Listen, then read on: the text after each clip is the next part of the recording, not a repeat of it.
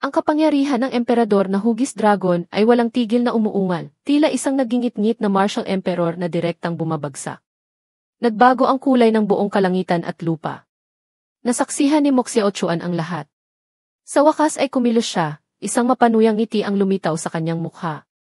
Bigla siyang itinuro sa kawalan. Isang sinag ng espada ang lumipad mula sa kanyang kamay. Sa isang iglap, ang Emperor Qi ni Zhang Linghua ay nahati sa dalawa. Ang liwanag ng espada at ang Emperor Qi ay naglaho. Ang liwanag ng espada na sumira sa Dragon Qi ay hindi nabawasan ang lakas, nagpatuloy itong tumama diretso kay Zhang Linghua. Ang tindig ni Moxiaochuan ay sukdulan ang pagiging elegante. Sa kabaligtaran, si Zhang Linghua ay labis na natakot, hindi niya maintindihan kung saan nanggaling ang ganoong kalakas na eksperto. Malabo niyang naramdaman na ang lakas ng kalaban ay higit pa sa kanya. Sa gitna ng kagipitan, mabilis niyang hinugot ang kanyang mahalagang espada. Isang hiwa ang itinaas niya sa langit at ibinagsak, galit na sumisigaw, isang estilo, heaven-slaying sword, trestless slash. Ang profound Qi na nasa ikawalong antas, na pinasukan ng lakas ng martial emperor, ay tumaas ang kapangyarihan hanggang sa sukdulan. Ang hiwang ito ay naglalaman ng cultivation ng kanyang buong buhay. Nagbago ang kulay ng buong kalangitan at lupa. Ang isang hiwa ni Zhang Linghua, sinadya man o hindi, ay tila nagbabalak na patayin ang lahat. Namutla ang mukha ni President J. Bagamat umaasa siyang magkakaroon sila ng hidwaan, hindi niya inaasahang madadamay ang Merchant Guild. Ngunit huli na ang lahat.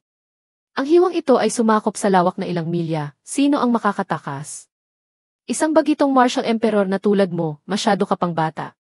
Puno ng pangutya ang mukha ni Moxiaochuan. Ang kanyang mga paa ay nakatapak ng matatag, nakatingin sa maliwanag na buwan. Ikinumpas niya ang kanyang kanang kamay sa harapan niya, at agad na nabuo ang isang diagram ng Taiji. Isang sinag ng liwanag ng buwan ang kanyang pinalabas mula sa kanyang daliri, namuo ito sa dulo ng kanyang daliri, at pagkatapos ay tumama sa nakakagimbal na sword Qi ni Zhang Linghua. Ang liwanag ng buwan na ito ay hindi kasing lakas o nakakagimbal tulad ng kay Zhang Linghua, ngunit direkta nitong winasak ang Emperor's Might ng kalaban. Isang malakas na pagsabog ang naganap at ang buong kalangitan at lupa ay naging puti. Sa ilalim ng kapangyarihan ng hiwang ito, ang ikawalong antas na profound Qi ni Zhang Linghua ay walang kahit kaunting panlaban, direkta itong nawasak at naging pira-pirasong bakal na walang ningning. Nasaksihan ang lahat ng ito, ang lahat ay labis na natakot. Ang mukha ni Zhang Linghua ay kitang-kita na namumutla tulad ng tubig. Ang kanyang kanang kamay na may hawak na espada ay nanginginig. Bagamat pilit niyang kinokontrol ito, mahirap pa ring mapakalma ang sarili. Isang malaking alon ang namuo sa kanyang puso. 2 beses nagpalitan ng atake ang dalawa, pagkatapos ay hindi na nagpatuloy sa pag-atake. Ang buong espasyo ay naging kakaibang tahimik. Lenue. Si Moxiaochuan ang unang bumasag sa katahimikan, mapanuyang nagsabi, kararating mo pa lang sa Martial Emperor Realm, akala mo na ay walang kapantay ka na sa mundo. Ang mga taong tulad mo, hindi alam kung ilan ang nasa kontinenteng ito na gustong maghari-harian. Bumalik ka na sa inyong Big Dipper sect. Sa harap ni Young Master Fuchen, wala kayong karapatan, naiintindihan mo ba? Ang mukha ni Zhang Linghua ay namutla at sukdulan ang kapangitan. Sa labanan ng Sword Arts kanina, maaaring hindi nakita ng mga tagalabas ang anumang kakaiba, ngunit alam niya na hindi siya kalaban ng taong nasa harapan niya. Pinigilan niya ang kanyang mayabang na aura at sinabi sa malalim na boses, sino ka? Ano ang relasyon mo kay Li Fuchen? Sinabi ni Moxiaochuan, kung sino ako, anong pakialam mo? Tungkol naman sa gusto mong sabihin kay Young Master Fuchen, gumulong ka pababa rito at sabihin mo ng harapan. Hindi kami sanay na nakatingala sa iyo ang lahat. Nakita ni Zhang Linghua ang labis na magalang na kilos ni Moxiaochuan kay Li Fuchen, lalo pang tumindi ang pagkabigla sa kanyang puso. Lalong naging matatag ang kanyang paniniwala na si Li Fuchen ay disipulo ng isang malaking kapangyarihan. Sa pag-iisip nito, hindi na siya nagpakita ng anumang pagmamataas, dinala niya ang kanyang mga tauhan at direktang lumipad pababa. Tiningnan ni Zhang Linghua si Li Fuchen. Nanahimik siya ng matagal, may komplikadong ekspresyon sa kanyang mukha. Sa wakas, bigla siyang yumuko, nagbigay-pugay gamit ang mga kamao at sinabing, Young Master Fuchen, ang Thunder Transformation Divine Art ay orihinal na pinakamataas na sining pandigma ng Big Dipper sect. Umaasa akong maibabalik ito ni Young Master Fuchen. Sa sandaling ito, napagtanto niya na lahat ng kanyang mga plano at kalkulasyon ay walang silbi. Sa halip, kailangan niyang magmakaawa sa kabilang partido. Ngayon, hindi lamang ang Thunder Transformation Divine Art ang naging may kapalit, kundi pati na rin ang usapin tungkol kay Elder Feng at sa kayamanan ay hindi na niya mabanggit. Nang marinig ni Li Fuchen na may kapalit, agad siyang sumigla. Puno ng ngiti ang kanyang mukha. Oh, napakahalaga pala ng Thunder Transformation Divine Art, hindi ko alam kung anong presyo ang handang ibayad ni Sec Master Zhang para mabawi ito.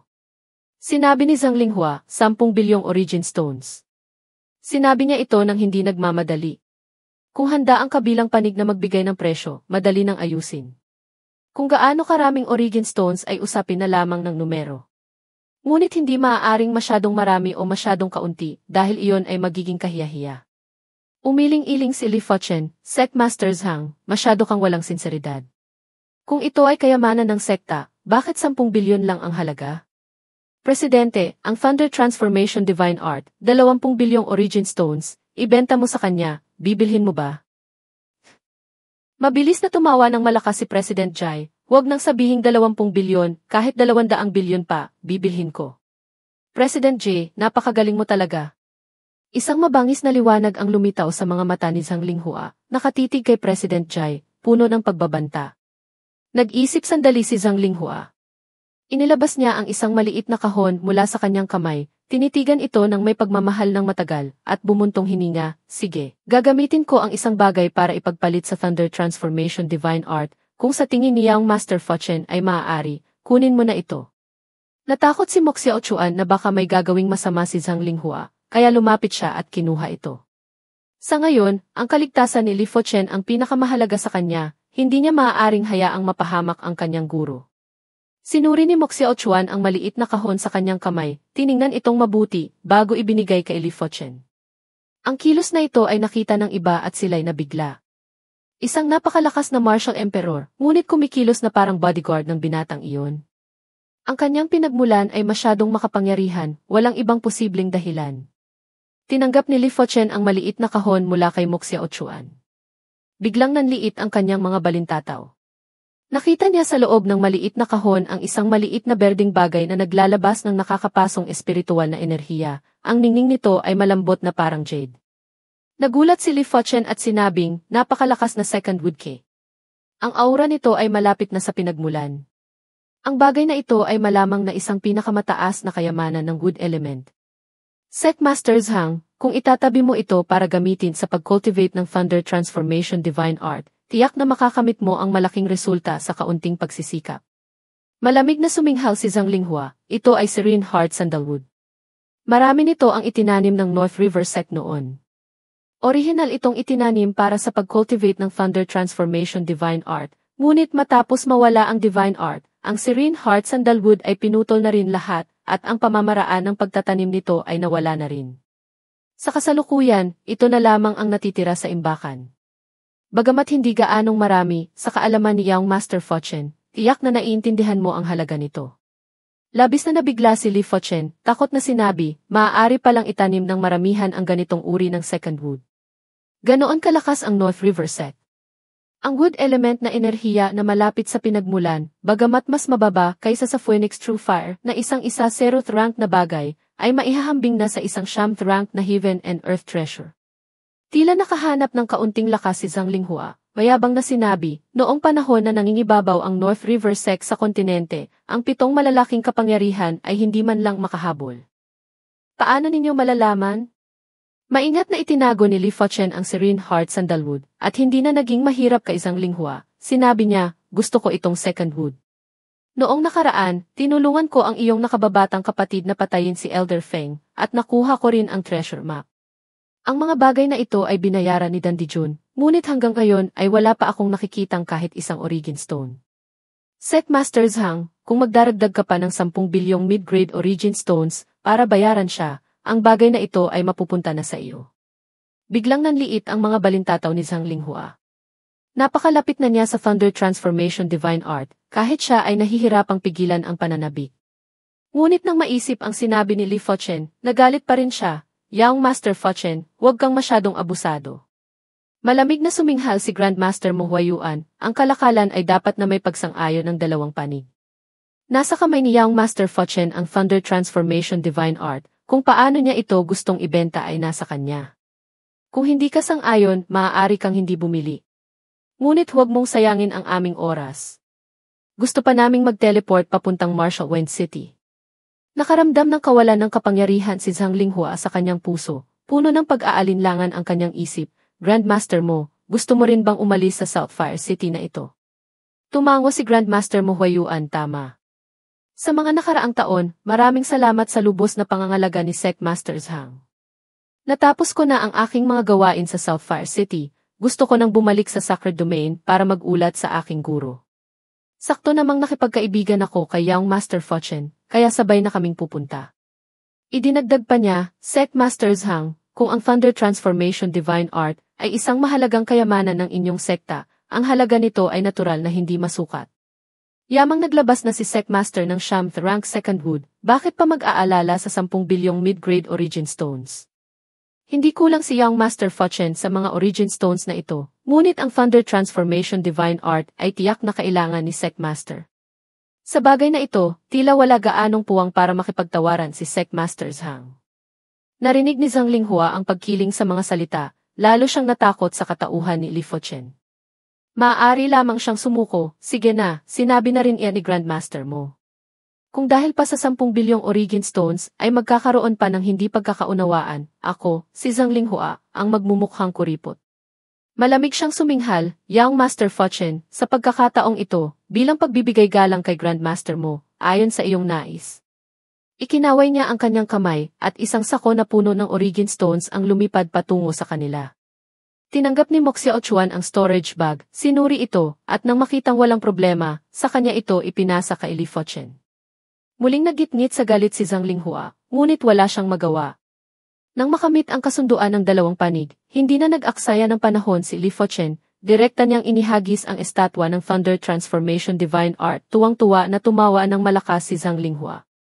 Nang makita ito ni President Jai, lumapit siya na may ngiti, hindi na maaga, Young Master Fuchen, mga ginoo, mangyaring pumasok na sa formation.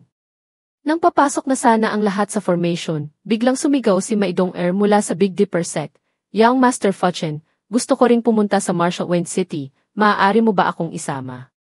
Nagulat si Li Fuchen, Dong Er, anong gagawin mo sa Marshall Wind City? Manatili ka sa Big Dipper sect at mag-cultivate hanggang sa mas mataas na realm, saka mo gawin ang dapat mong gawin.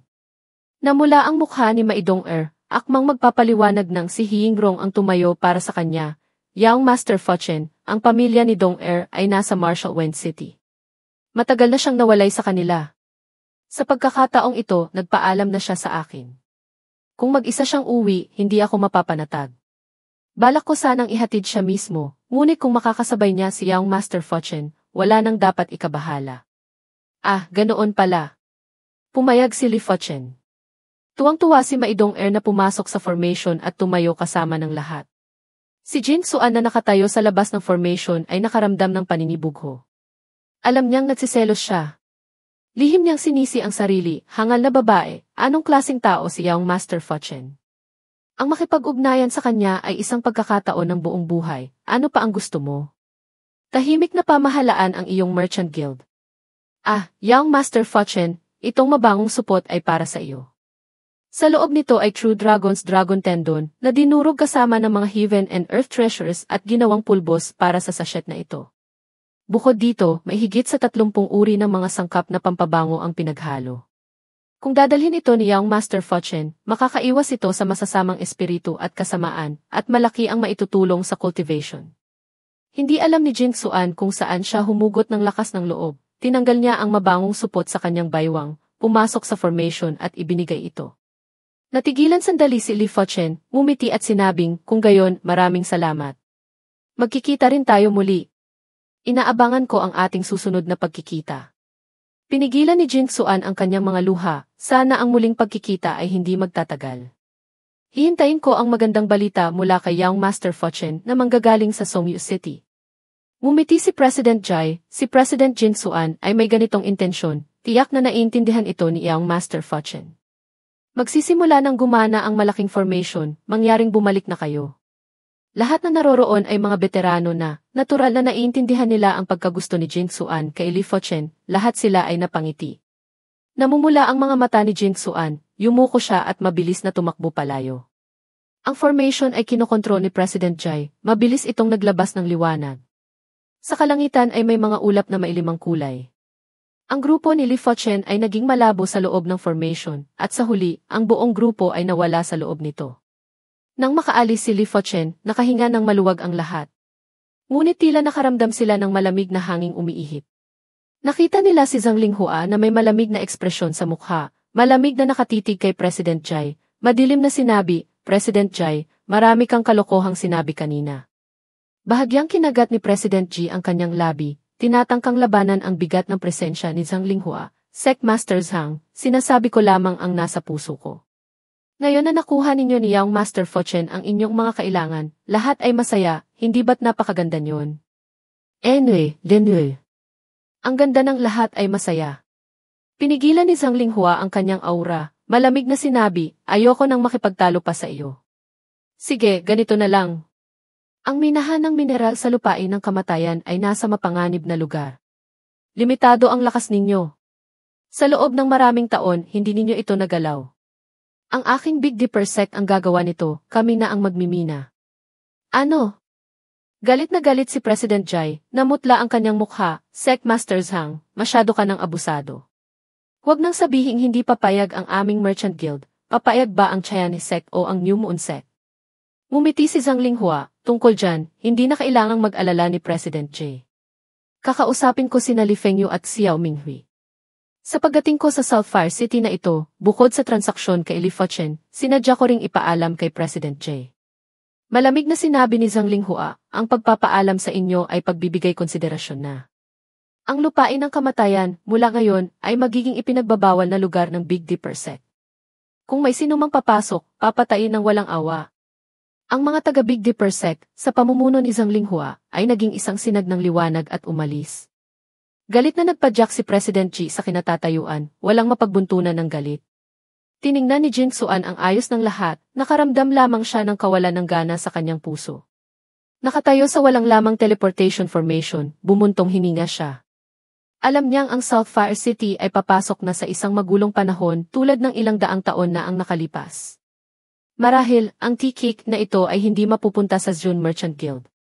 Sa ngayon, ang buong lakas niya ay nakatuon sa pagbawi ng nawalang merkado, at pagkatapos ay makikipagkita sa taong gusto niyang makita sa Marshall Wayne City.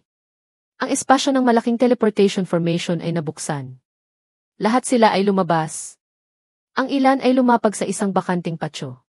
Sa harapan nila ay isang matandang lalaki na may mabait na anyo, nakatingin sa lahat, yumukod at mumiti, maligayang pagdating, mga kaibigan. Ako ang presidente ng sanggay ng Thunderwind Merchant Guild dito sa Marshall Wayne City, si Kuzeng. Maaga kong natanggap ang balita mula kay President Jai, sinabing may mga kaibigan mula sa Thunderwind Merchant Guild na paparating dito, at pinakiusapan akong salubungin kayo. Kaswa na tiningnan ni Li Fuchen si Kuzeng, na may cultivation lamang na 7th Star Marshal Venerable, mas mababa pa ng 2 bituin kaysa kay President Jai. Napansin niyang kakaiba na ito ay nasa hilagang rehiyon na, at ang laki ng Marshall Wayne City ay higit na malaki kaysa sa Sapphire City. Ayon sa lohika, dapat ay mas malakas na eksperto ang ipinadala rito. Bakit mas mababa pa ang lakas nito kaysa sa presidente ng Sapphire City? Tila nabasa ni Grandmaster Mo Huayuan ang iniisip ni Li Fuchen. Lihim siyang nagpadala ng mensahe gamit ang isip. Yang Master Fuchen, ang Sapphire City ay naglalaman ng maraming Sapphire Gold Essence na minahan. Ito ay isang mahalagang pinagkukunan ng ekonomiya para sa Thunderwind Merchant Guild, kaya kailangan ng isang taong may malakas na kakayahan upang bantayan ito. Ang Marshall Wayne City, bagamat komplikado ang mga puwersa di